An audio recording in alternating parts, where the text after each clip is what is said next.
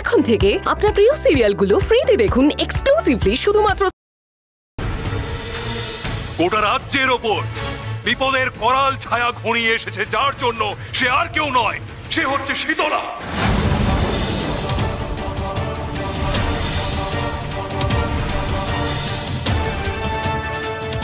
তোমরা সবাই দেখতে পাচ্ছ যে শীতলার ছায়া মাটিতে পড়ছে কিনা। মাটিতে পড়ে না একমাত্র অশুভ আত্মার ছায়া, আর সেই অশুভ আত্মা ভর করেছে শীতলার ওপর।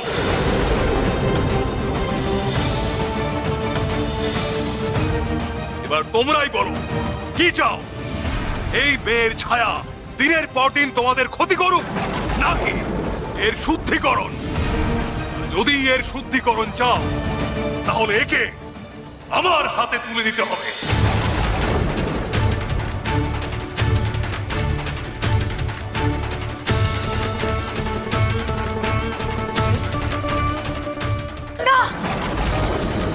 আপনার হাতে তুলে দিতে হবে মানে?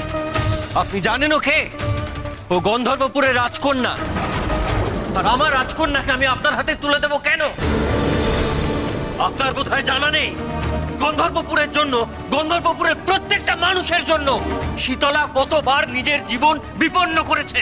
কিন্তু পুষ্প, তুমি এই কথা অস্বীকার করতে পারো না। রাজ্যে যত সমস্যা শুরু হয়েছে শীতলার জন্মের পর থেকে।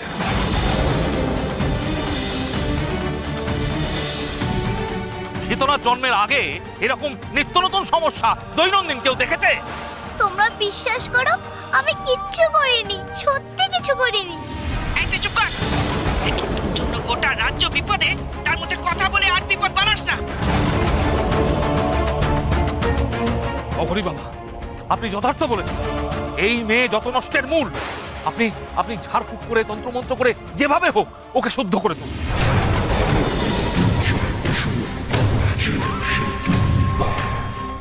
কি বাবা, আপনি হাসছেন কেন? আমি হাসির কথা কি বললাম? ওরে, ওসব ঝাড় ফুক সাপুড়ে ওছাড়া করে, আর তন্ত্র মন্ত্র সাধনা করে ওই সব যারা দেখায় তারা হচ্ছে হঠযোগী। আমি অনেক উচ্চ স্তরে বিরাজ করি।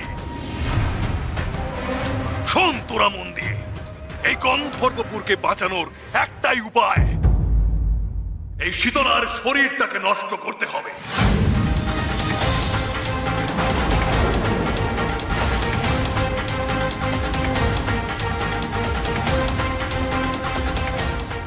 আর তাহলেই ওর মধ্যে বাসা বেঁধে থাকা পিশাচিনীর আত্মা মুক্তি পাবে, আর ওর কোনো ক্ষমতা থাকবে না।